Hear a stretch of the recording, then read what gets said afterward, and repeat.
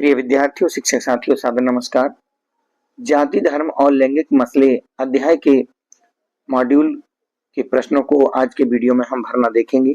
तो आइए शुरुआत करते हैं। जाति, धर्म और लैंगिक मसले अध्याय से आपकी वार्षिक परीक्षा में 2 नंबर के प्रश्न पूछे जाएंगे। तो हो सकता है इससे एक कोई वस्तुनिष्ठ प्रश्न आ जाए या फिर 2 ही वस्तुनिष्ठ प्रश्न आ जाए, तो आप इनको अच्छे से तैयार कर लीजिए। आइए शुरुआत करते हैं। इनमें से कौन लोकतंत्र के मार्ग में बाधक है? तो दिए गए विकल्प में जो जातिवाद है वह लोकतंत्र के मार्ग में बाधक है। संविधान का रक्षक किसे कहा जाता है? सर्वोच्च न्यायालय को। कौन सा मामला पारिवारिक कानून से संबंधित है? तो विवाह और तलाक, दत्तक ग्रहण, वंशानुक्रम, ये सभी मामले पारिवारिक कानून से संबंधित हैं। तो यहाँ पर हमारा विकल्प हो जाएगा उपरोक्त सभी। अगला प्रश्न है, धर्म को राजनीति से अलग नहीं किया जा सकता, यह कथन है महात्मा गांधी का। निम्नलिखित में से किसने जातिगत असमानताओं के विरुद्ध लड़ाई लड़ी? तो रामास्वामी नायकर, जिन्हें पेरियार कहा जाता है, डॉक्टर भीमराव अंबेडकर, ज्योतिबा फुले या उपरोक्त सभी। तो यहाँ पर हमारा विकल्प सही है, उपरोक्त सभी। साक्षरता दर से क्या तात्पर्य है? तो देश में कुल शिक्षित लोग, यही साक्षरता दर कहलाती है। सांप्रदायिक समस्या किससे जुड़ी है? धर्म से जुड़ी है। रिक्त स्थानों की पूर्ति कीजिए। पहले रिक्त स्थान भरना है जातिवाद। जातिवाद पर आधारित सामाजिक विभाजन सिर्फ भारत में ही है। अगले रिक्त स्थानों भरेंगे सांप्रदायिकता। एक धर्म के विचारों को दूसरे धर्म से या दूसरे से श्रेष्ठ माना जाता है, उसे सांप्रदायिकता कहते हैं। अगले रिक्त स्थान में भरना है त्रिस्तरीय पंचायती राज। 73वां संविधान संशोधन त्रिस्तरीय पंचायती राज पर आधारित है। इसके बाद अगला जो हमारा प्रश्न है कि राष्ट्रपिता के नाम से रिक्त स्थान को जाना जाता है, तो यहाँ महात्मा गांधी को जाना जाता है। ज्योतिबा फुले भारत के रिक्त स्थान, तो यहाँ समाज सुधारक भरेंगे। रिक्त स्थान अन्य जाति समूहों से भेदभाव और उन्हें अपने से अलग मानने की धारणा पर आधारित है, तो यहाँ पर वर्ण व्यवस्था। अगला प्रश्न है, सत्य सत्य बताना है। घरेलू हिंसा एक कानून अपराध है, यह कथन सत्य है। भारत का संविधान धर्मनिरपेक्ष है, यह कथन सत्य है। भारतीय संविधान समानता पर आधारित है, यह कथन भी सत्य है। भारत की प्रथम महिला राष्ट्रपति श्रीमती इंदिरा गांधी थी, यह कथन असत्य है, क्योंकि पहली जो महिला राष्ट्रपति थी वह कौन थी? श्रीमती प्रतिभा पाटिल। तो ये यहाँ पर ये लिखा है नाम, राष्ट्रपति के नाम के सामने लिखा है इन्होंने इंदिरा गांधी, इसलिए हम असत्य कर रहे हैं। और आगे यदि हम इस प्रश्न को अगला प्रश्न देखें कि प्रतिभा पाटिल भारत की प्रथम महिला प्रधानमंत्री थी, तो यह कथन भी असत्य है, क्योंकि प्रतिभा पाटिल कौन थी? प्रतिभा पाटिल देश की पहली राष्ट्रपति थी और इंदिरा गांधी हमारे देश की पहली प्रधानमंत्री थी। इस प्रकार से दोनों ही कथन असत्य हैं। लैंगिक विभाजन की राजनीतिक अभिव्यक्ति ने सार्वजनिक जीवन में औरतों की भूमिका को बढ़ाने में मदद की है, यह कथन सत्य है। वर्ष 2011 की जनगणना के अनुसार भारत में लिंगानुपात प्रति 1000 लड़कों पर लड़कियों की संख्या गिरकर 919 या इससे कम रह गई है, यह कथन सत्य है। आगे हम बात करते हैं जो सही जोड़ी मिलान की।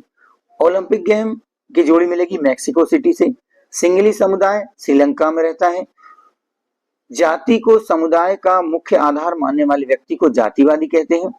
धर्म को समुदाय का मुख्य आधार मानने वाला व्यक्ति सांप्रदायिक कहलाता है। और पितृ प्रधान समाज कहाँ है? भारतीय समाज है। आगे एक वाक्य में उत्तर लिखिए। किन देशों में सार्वजनिक जीवन में महिलाओं की भागीदारी का स्तर काफी ऊंचा है?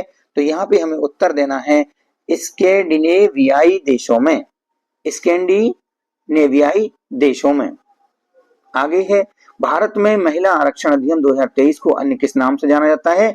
तो जो महिला आरक्षण अधिनियम है, जिसका दूसरा नाम है नारी शक्ति बंधन अधिनियम 2023। क्या नाम है? नारी शक्ति बंधन अधिनियम। भारत में किस राज्य में महिला लिंगानुपात सबसे कम है? सही उत्तर है हरियाणा। लैंगिक असमानता क्या है? तो लैंगिक आधार पर भेदभाव करना ही लैंगिक असमानता कहलाती है। धर्मनिरपेक्षता का क्या अर्थ है? राज्य द्वारा सभी धर्मों के प्रति तटस्थता का भाव रखना धर्मनिरपेक्षता कहलाती है। समान नागरिक संहिता किस अनुच्छेद में उल्लेखित है? तो समान नागरिक संहिता अनुच्छेद 44 में उल्लेखित है, अनुच्छेद 44 में है। अगला प्रश्न है, लैंगिक समानता के लिए भारतीय संविधान में कौन सा मौलिक अधिकार दिया गया है? तो लैंगिक समानता के लिए समानता का अधिकार दिया गया है, जो कि अनुच्छेद 14 में। समान कार्य के लिए समान वेतन का सिद्धांत किस अनुच्छेद में है? यह अनुच्छेद है अनुच्छेद 39 द, या कई जगह लिखा रहता है 39D।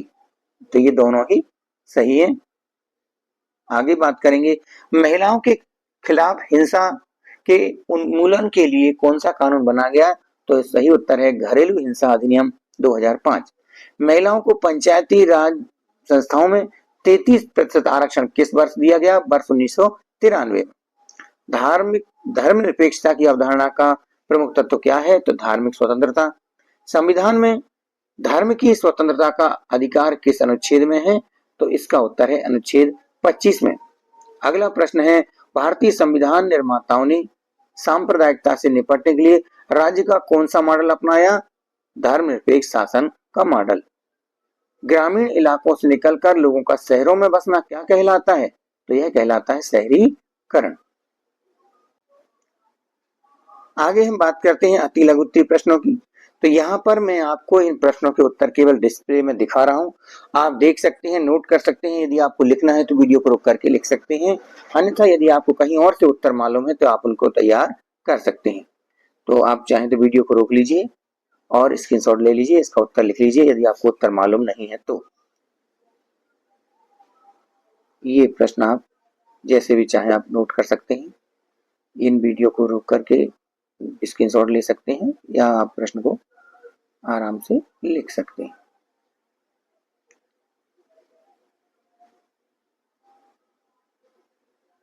इसके बाद हम अगले वीडियो में मिलेंगे आपसे, जिस वीडियो का नाम है, जिस अध्याय का नाम है राजनीतिक दल।